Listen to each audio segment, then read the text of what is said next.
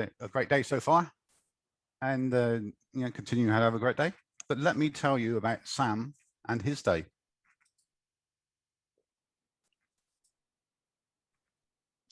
Sam is a teacher and joined the profession to reinvest his experience in education. It's a career chosen through a desire to make a difference, not so much for the financial reward.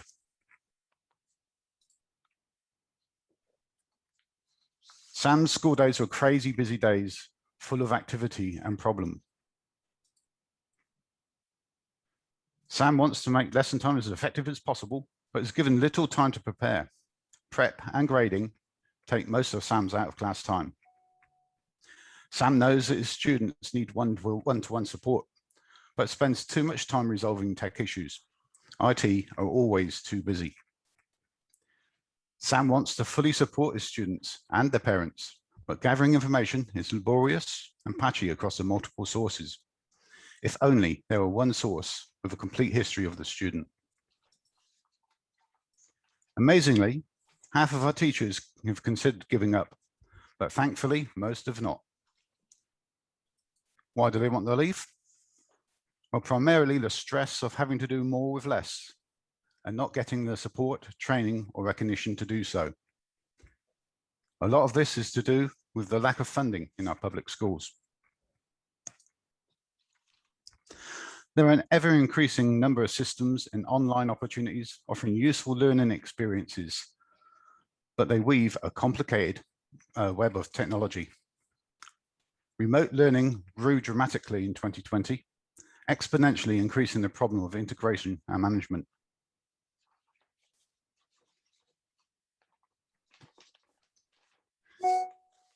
Teachers, like any other software user, wants the right information at the right time in a user-friendly format. Centralized data, automated synchronization, and customized to their particular needs. BAS Technologies bring information and technology together in a simple, educational, and empowering way, so that teachers and admins can invest more time on making an impact on the student's learning journey and enjoy more time with their families at home. We recently worked with a charter school group in Florida. Their IT and admin staff were manually downloading and uploading files to synchronize their 20+ systems. This took a lot of time and the systems were never completely in sync. The deans and teachers had no central view of the students' progress. The counselors had limited access to the student history and nowhere to put their confidential information. BAS Technologies created a solution that fully automated their synchronization processes, created a centralized data repository, and built user interfaces tuned to the specific needs of the user groups, such as the teachers, the counselors, or the deans. We continue to host and manage that solution, enhancing the support of the school's changing needs. The school staff now have more time and simplified access to more information that allows them to develop their processes and achieve their goal in improving the student's outcome. But what about Sam's day? Well, Sam has more time to teach. IT have more time to help Sam. Sam is supported by simplified systems. The principal has more time and resources. And Sam has more time to spend with his family. Thanks for listening, and I hope that we can work together, investing in the future by getting us in touch with the people that need to win back more time and kick goals. Any questions? Yes, awesome. Thank you, Simon. Great job. Very concise, very straight to the point. I know we're going to get some questions here, but I have a quick one. Can you explain your business model a little bit? So how do you make money at this? What does that look like when you bring a new client on? Can you go into a little more detail about that? Yeah, sure. So obviously we don't work for nothing, but we feel very privileged in our skills and be able to put that back into the system. What we find is a lot of this what a lot of the deans and teachers say, they want to do these things, but at like the dean level, they can't go into large money projects without going up the tree. You know, that's out of their budget. So they've normally got a monthly budget. So we work with them on that monthly budget, and we develop a system so that we work the hours that's within their budget, if you get what I mean. That means we can provide an MVP in the first few weeks, and then we build on that MVP as time goes on. So they continuously grow with us, and that helps them, and it also gives us a long-term partnership. Okay, yeah, that actually helps. That actually kind of makes sense too. So can you just give one quick example of what an MVP might be for a school? Like what would you do as a first initial starting point for them? It depends on the biggest pain point. The project I spoke about, the biggest pain point in why they engaged us in the first place was that synchronization process. So the MVP was basically just pulling all that data into one place and then pushing it back out. Got it. Nothing else, no user interface, but it built the foundations. It built the database foundations for us to start building applications on top of that. Okay, that makes sense. Eric wants to know, is this a process that you manage, or is this a type of document management solution?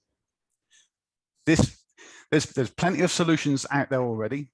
There's solutions that integrate with each other. There's one product out there for education called Clever, which is free for schools, and other vendors pay to be part of that, to integrate with that. But that still needs to have any information put into it. And there's outliers that don't exist inside that box as well. So in the school group we work with, we work with them to make the best use out of the products that they already have, the integrations they already have, but also add to it, enhance that, and be able to have that data in one place. It's great having products that integrate together, but you still got to go to the different places to get your information. This project, for example, there's a lot of their stuff's based out of Schoology, a learner management system, and their daily grading is kept in that system. But at county level, they have a different student information system where all the county level information is kept, and the end of term or half term grades, they're all kept in that system. So nothing's all in one place. And so what we did by doing that synchronization, we're pulling all our data into that one place, and they got that one view. Got it. Makes sense. Nima's question, she wants to know, are you only focusing on education or other industries as well? Historically, BAS Technologies, we've worked with education was our first clients. We worked with healthcare. We've had a number of healthcare clients where we've done a number of different styles of solutions. So we've done installation work, we've done database support work, but we've done data warehousing implementation and more integrations around the data for them. Again, hospitals, huge number of systems, no one center point. So we work with them on that. We work with government departments, and we've worked with retail as well. So retail is another leg that's can be very complex with their retail and warehouse ERP systems. Again, needing synchronization, and especially when they go for acquisitions of other companies and trying to merge the different systems. So yes, we work with pretty much anyone. More recently, I've found great benefit in putting back into other entrepreneurs as well. So having that low budget start approach really fits the entrepreneur market. We don't necessarily have a whole wedge of cash sat behind us. So being able to have that MVP approach and build an application that you need for your system. So you might want a CRM. There's plenty of CRMs on the market, but perhaps you want a CRM that does something specific for your business process. And we can do that very quickly and very cheaply. Yeah, and I can imagine when you talk about IT, obviously it really can apply to any kind of business. However, I do appreciate that you are focusing on one market, and at least as far as messaging, it definitely helps from a brand perspective. But yeah, that definitely makes sense. Eric would like to know, are you translating the data for each system and learning solution? In other words, can you make every learning solution talk to every other learning solution? In a way, as long as they've got the interfaces available to do that, yes. We also, one interesting feature about this project as well that I was discussing was they didn't have any electronic interface. So you know, in technology terms, APIs to enter the back end, they didn't have the ability to automate from that system. They didn't have that level of access. So we built a robotic process that basically simulated the user. So we said, okay, how do you log on and download your files to do your manual work? So we made that a robotic process. But by which I mean, we just basically do electronically what they did manually, and they don't have to do that anymore. Okay, very cool. So I'm curious, like, what's the most unique thing about your approach, your approach yourself? Because if I like, there's other people that probably do what you do, that do IT solutions, even for schools and data management, things like that. But if I lined you all up, like, how would you shine differently? What would be different about either your approach or your expertise? What's the unique aspect that you would tell someone if you had to? Yeah, I think having that MVP approach and the flexibility to fit the client's budget, that's something that most of us don't. Most of us will tend to say, okay, you know, that's going to be a $30,000 project, like it or lump it, we're not moving. I'm here for the long game. I'm here to work with clients, get them what they need, and be with them for the long journey of their business, and obviously, you know, help drive their success. Additional things I can add. I've got a wealth of experience in IT. I've got over 20 years of database integration experience behind me, as a technical perspective. I've encountered tons of different solutions and tons of different problems. Every single environment is different. I don't try and cookie cut, because there's no point. As soon as you start cookie cutting, then people get most of what they want, maybe, but they don't get all of what they want. Okay. I think that makes sense. I like that you do that MVP version, that getting people started without the huge cost. Eric would like to know, how many schools do you have this in now? So at the moment, we work with we have a company in Australia and we have a company here. So in Australia, we've got 150 schools. It's under one system. So we engaged at the system level, so like engaging at the county level. And we're supporting over 150 schools there, and we got 6 schools here at the moment. We're still quite new here. The biggest challenge I had last year, I arrived in 2019 to start the business up here. And obviously COVID hit us in March, and I was actually in negotiations with Seminole County Schools and Ocala County Schools, but everybody just went all over the place. And in some of the people we were talking to in Seminole County Schools ended up actually delivering meals to the needy students instead of focusing on IT. So complete distraction at the time. Budgets have been hit quite hard as well. And obviously where schools had to find an alternative last year, and like I pointed out, there's more complicated systems. Schools are pretty much struggling in getting back on top of that. They've now created a larger legacy than they had before. So it's trying to attract their attention, and hopefully with the new school year looking more normal, we're coming up to finish off the graduation stage. Now's the time for me to start contacting those people again when they actually come up for air. Yeah, which kind of leads into our next question from Mark. How do you go about approaching schools in terms of sales? He says education sales cycles are quite different from other industries, and it seems like there would be a lot of ed tech fatigue because of the pandemic. Yeah, then, and it is one of the biggest challenges I have is getting in front of these people, get in contact with the right people. And it's great sending emails and trying to phone people, but they're always busy. So it's just a case of persistence at the moment. The complete lack of being able to go face to face, that's been a killer for the past year. So yeah, and ironically, busy is why they need you, because they're busy with the wrong things. So I don't know about you, but that's the message I would push on them. Like, hey, yeah, I know you're busy. Of course you're busy. You don't have time to call me back. That's the point. Yep. Because you're busy with the wrong stuff. Don't you want to focus more on admin, actually making the impact with the kids? Denny's question is, what's your exit strategy? Are you looking to maybe one day sell, merge, acquire, pass on? What's the ultimate success here? For me, the ultimate success is to build something. Yes, I personally like to stand back from it, but still have an interest. So I'd like to retire as an owner. And I'd like, because I can see there's so much good to be done. And there's so many other businesses in IT.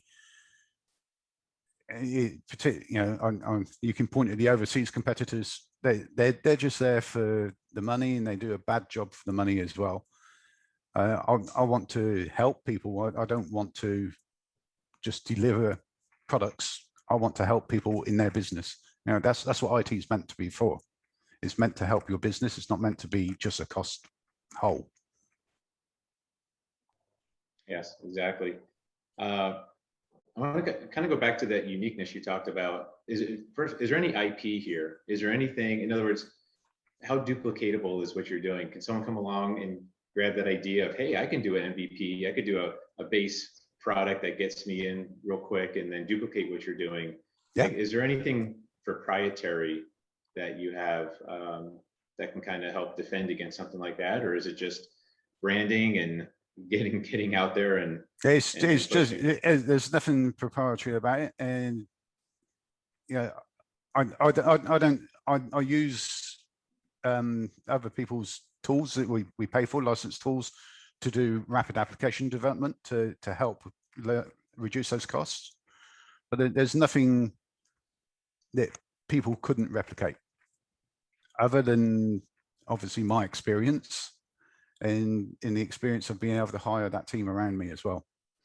And that's I guess that's something that makes a business more unique than other businesses, is the skills and the people inside the team. Yeah, so definitely bring that forward in your message then, because that's going to be it. That's going to be the differentiator, is your personal uniqueness then. Yeah, some people, where they say a differentiator, yeah, we're better, we're cheaper. That's commodity talk. Yeah, that doesn't work. Yeah. No more commodities. You got to decommoditize ourselves. So what would be right now, what would be the #1 introduction you would like, specifically, not just a school administrator? Is there some position, a particular county or system, or is it a private school like a Windermere? Who would be that ideal, that #1 contact, just to put that in the minds of everyone, just in case? Yeah, so county level schools, they've got larger IT, they've got larger budgets to spend on their IT. So yes, I want to be involved in that. But I think the people that we can really help are the individual schools. So your charter groups and any of your public schools that need that help. So we're talking really like the deans and such like that manage the IT interfaces inside those schools. So county-wise, I'm based in Orange County, but the surrounding counties, so Osala, Polk, Lake County, Seminole. We really want to focus really on our local region, but there's no reason why we couldn't take this anywhere else in the country or the world. Okay. Any upstream or downstream collaborators? So like companies that might do a service before they need you, before the school system needs you, that you can partner with, or anyone that the school system needs after working with you, where maybe you start to kind of join forces and, you know, leverage each other? Is there any, what's that flow? What happens before you? What should happen after you, I guess, is my question. So some of these systems that we actually integrate, we contact those vendors, and you know, there's loads of them. So it's really a case by case. We contact the vendors and say, hey, how can we integrate with your system? How can we work with you?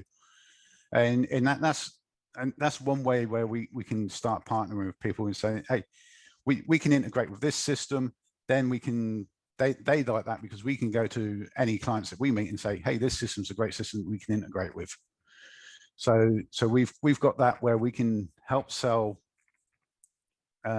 integration friendly systems to other schools. Other partners we work with is like with the school systems at the moment, or over the past year or so, it's been radios and that communications. So that the hardware networks and such like inside the schools. So we're partnering with companies in that area as well. Just on the the client usage basis.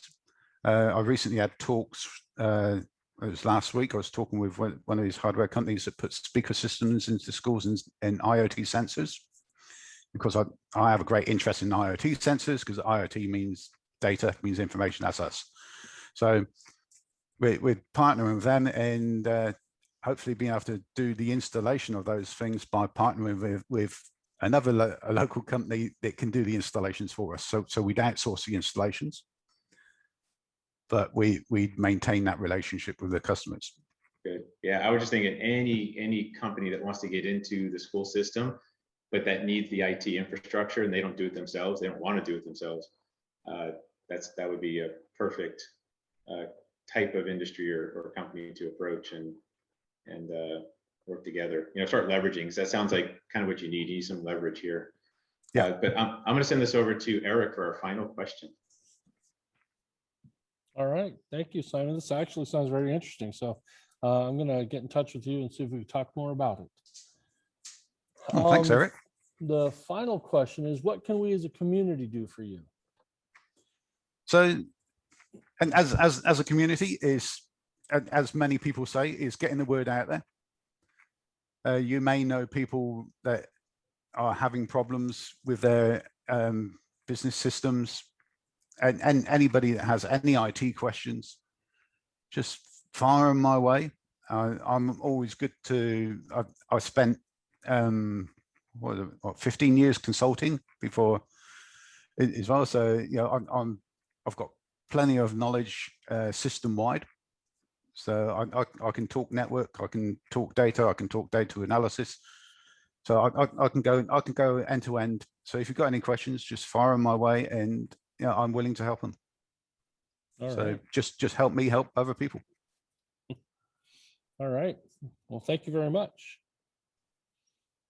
Okay, next, I'm going to share my screen one more time. We are going to hear from Lindsey Eitniear. And I wanted to show the slide because I was actually rather proud that I spelled her company name correctly after 3 tries. I kept sticking a second K in there. So Lindsey Eitniear of Necknotz, and it's is it hemp-based jewelry? Yeah, so my business is hemp-based jewelry, and I just wanted to say a quick thank you for presenting today, Simon. It was really enjoyable to see what you're doing and how you're helping our community. So today I am going to be talking about my business, which is Necknotz, and it is a hemp-based jewelry business.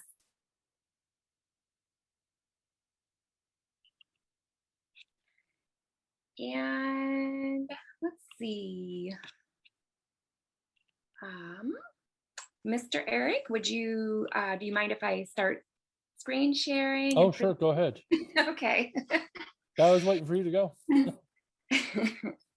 So thank you for the opportunity to present here at 1 Million Cups in Orlando.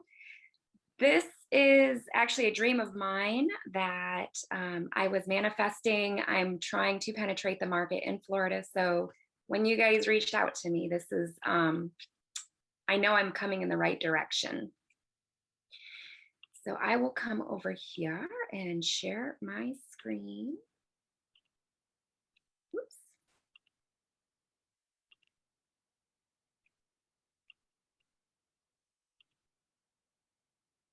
And we're getting there, maybe like a turtle.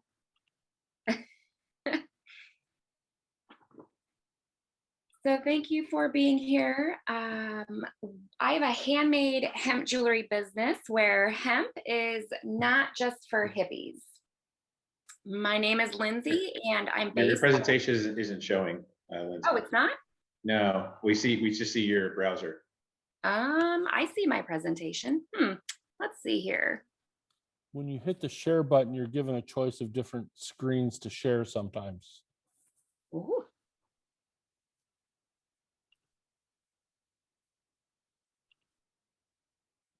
Maybe let's try this one instead.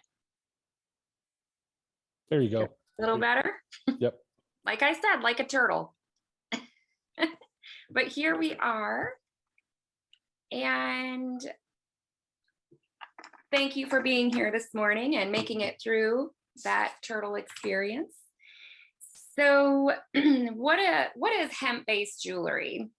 Hemp-based jewelry is typically thought of as worn by a hippie. So we have the big wooden beads. We have, you know, the idea that hemp-based jewelry is only worn by a certain type of person. Well, here at Necknotz, we are rebranding hemp-based jewelry where everybody can wear hemp-based jewelry. So here, our customers, they love adventure. They're seeking quality, durable jewelry. Our customers are unique individuals. So they're probably the people that are going to be out beaching or mountain climbing or hiking or even just going for a walk every night, but they're also out there leading and managing and networking.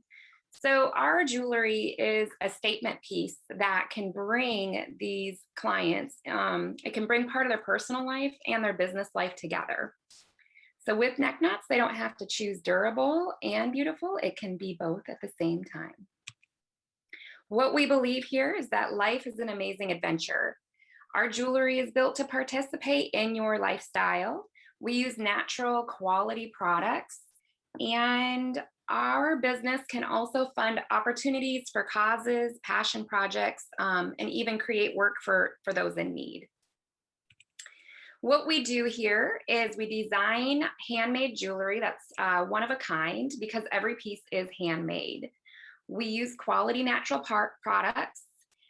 We do break the stereotype of hemp and elevating it to the status that embraces all backgrounds and career types. And we do support people and passions. So it is important to us. Reaching our customers, how do we reach our customers here? We have historically in the past worked we have done we've done different types of events around town. And within the last year, we have shifted to online sales, and we're driving traffic to our site with email and different marketing tools. So we are shifting our way of reaching our clients by, we're not just reaching out to everybody anymore, we're reaching out to a specific demographic. Our business model, our source of revenue is online sales.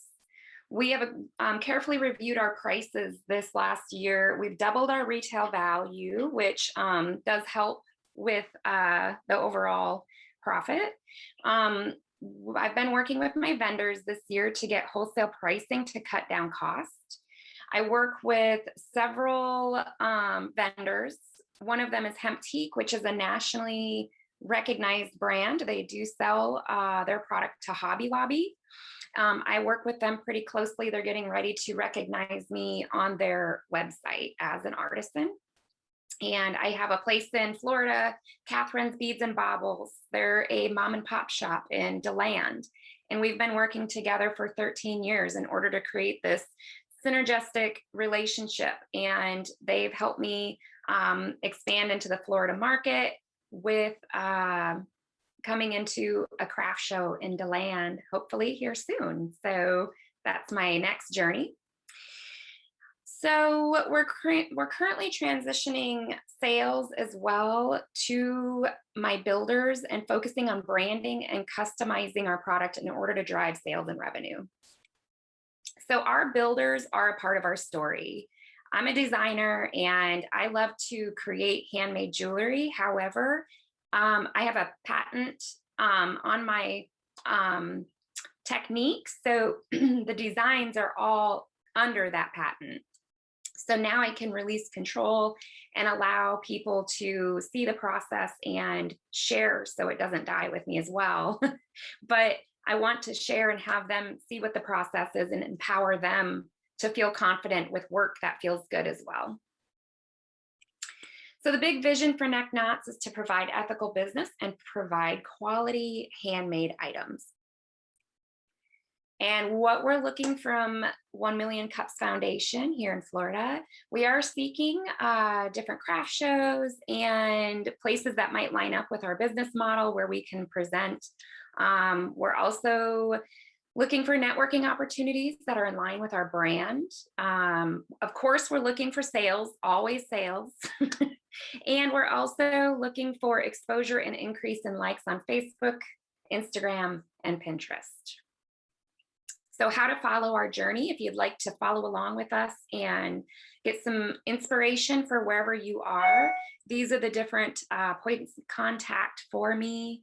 On our website, there's a message me now button. You can always go there and it goes directly to my device. So I see them instantly when they come in. And then my email and my phone number. And that is the end of my presentation. I want to say thank you to 1 Million Cups for allowing me to present today. It's an honor to be here and meeting people that are all like-minded, and it's been an honor to present today. Awesome. Very cool. Thank you so much, Lindsey. First question is from Eric. You mentioned that you're getting sales spikes and not a consistent flow. Are you finding that the spikes are seasonal, such as like spring break? Yeah, so they are seasonal. They do seem to position themselves around holidays. And also I'm not actively selling in a consistent way either, because I backed off of that part of it because I'm rebranding, and so I think that's where the sales spikes are coming from, because when I actively pull away, I'm not selling, which makes sense because that would happen if you're not putting the effort in. So I'm still trying to penetrate the market, because hemp jewelry is one of those things where people have an idea of how it is, and there has to be a lot of education behind the product. So I find that it comes in spikes because I get excited about sharing that information, and then the sales come in because people feel empowered to purchase because they feel confident with the purchasing. So there may be a couple of things, and it might be the holidays, but I'm still trying to figure it out. Thank you for asking. So great. And in terms of branding, since you brought that up, what is the transformation, or I guess I'm trying to think in terms of like maybe your ideal client and what that specific person is. I know you mentioned kind of in general, but then what is that what are they looking for? Is it just reduction of stress? Is it just this new way of, is it a self-identity, self-worth? How would you like to see this positioned as far as what your jewelry offers beyond just looking pretty, right? Beyond just the basic idea of jewelry, but it sounds like there's something deeper here. Yes, absolutely. People are seeking an energy right now. They want to feel positive. They're seeking happiness. They have a need. People are in need of a positive experience, And that's what Necknotz offers. It's not just about the handmade jewelry, it's about the whole feeling that people get when they purchase with us. It helps empower them, know that they're not alone in this world, and there's somebody offering humanitarian efforts to, offering handmade jewelry where everybody can be involved. I want to be transparent so people can see that. Yeah, I like that. Good. Lead with that. That's good stuff. Jane Tracy mentioned she thinks your jewelry would sell well at Bijou Boutique in College Park. So there's a link there in the chat. Nima's question is Etsy an option that you've considered? I have considered Etsy, and I have done Etsy in the past. However, they take such a big profit from what you make in the end that it was better for me to get my own website and just earn all that profit and put it back into my business. It makes sense. A little more work, but yeah, definitely. Yeah.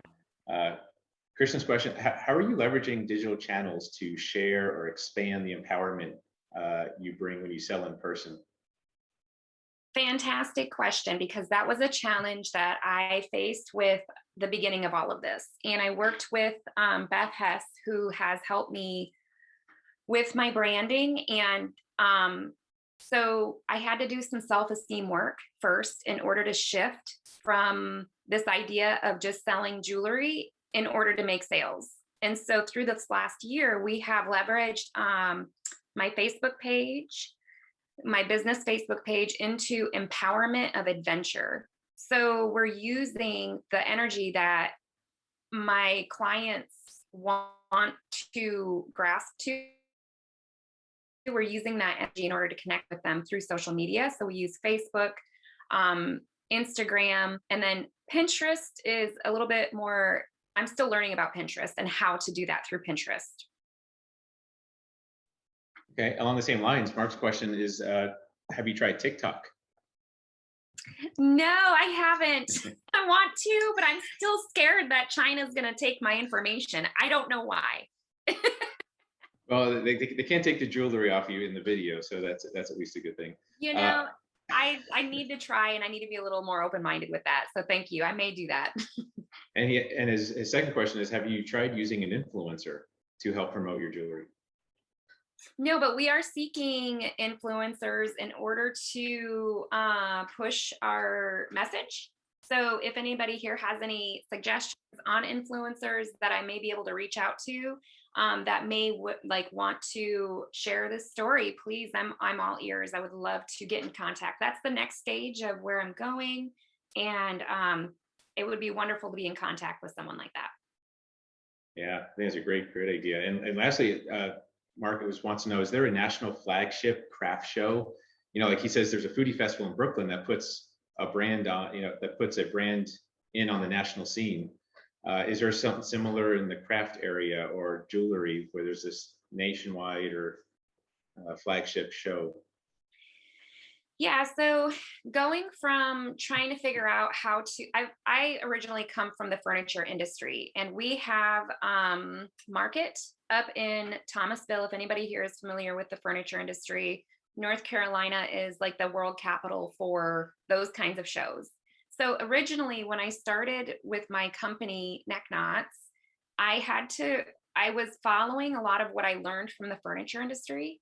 And I was reaching out to the Market in Atlanta to see if I would do like maybe a booth there and do wholesale, but it wasn't the right area for me.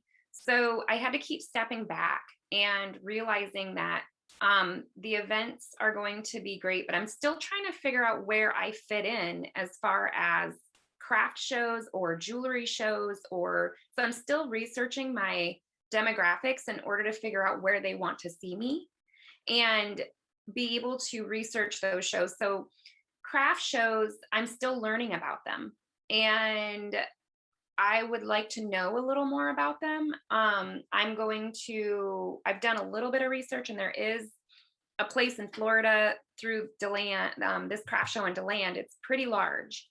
So I have a feeling when I go through the process of setting up there, learning about it, I'll ask questions and find out more. But if anybody knows anything about craft shows, please, I'm all ears. Yeah, absolutely. And that's the power of when you get clarity around your brand, that's so you're taking a stand independent of your customers. That also will help you define that as well. Rupert says he's happy to introduce you to the owner of Kathmandu, who owns several stores here in Orlando. And his question is, have you studied similar startups from Shark Tank? Many have impressive online sales, and it would be good to know how they did it. Yeah, so I don't know if you're familiar with Rosie or our Riveteer. They're a purse company. They started making handbags back in like 2013.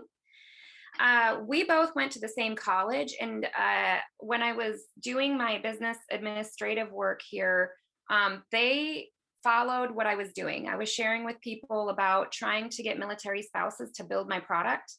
And it just so happened, I don't know if we were just on the same page or not, but they took off with what I had envisioned, and they were on Shark Tank.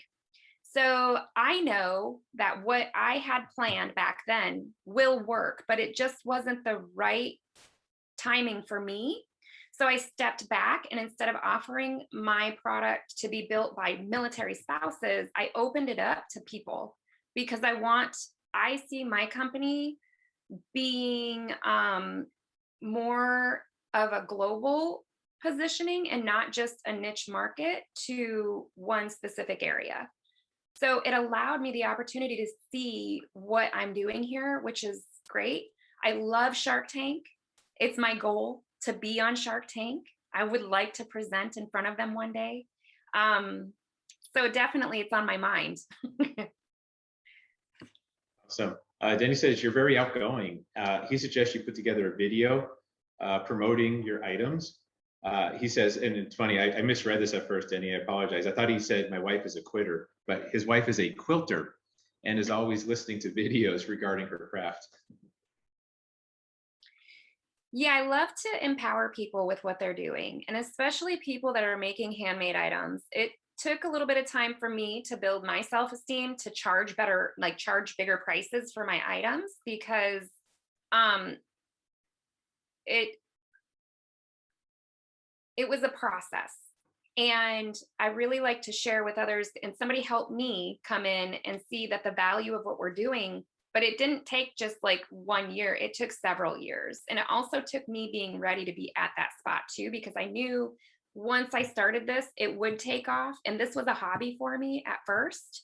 And I didn't want to kill my passion for the thing that helped me escape from my everyday life into doing these necklaces. I didn't want to kill that joy for that. So I would love to share the process on how I still have the passion for my hobby and I'm turning it into a business. Not a lot of people can do that. So you have to be prepared to face those decisions. And that would be a wonderful video, I think. So yeah. Thanks for the idea. and letting the energy out will be very attractive, very compelling. And because again, it's not really about the words and stuff like that. It's just your energy, your conviction, your confidence. So it's time to send the last question over to Mr. Eric Deckers. All right. And you've had quite a few offers, but I will, for help, but I will ask the question again anyway. What else can we as a community do for you? So I feel like I've gone in the right direction, and I want to say thank you to all the people that have made suggestions, and I'm learning from your experience. And thank you for sharing what you have. So if you feel like you have any other suggestions or something that I can benefit from for learning and moving forward with this, then thank you, and I appreciate it. All right. Okay, thank you very much, both of you.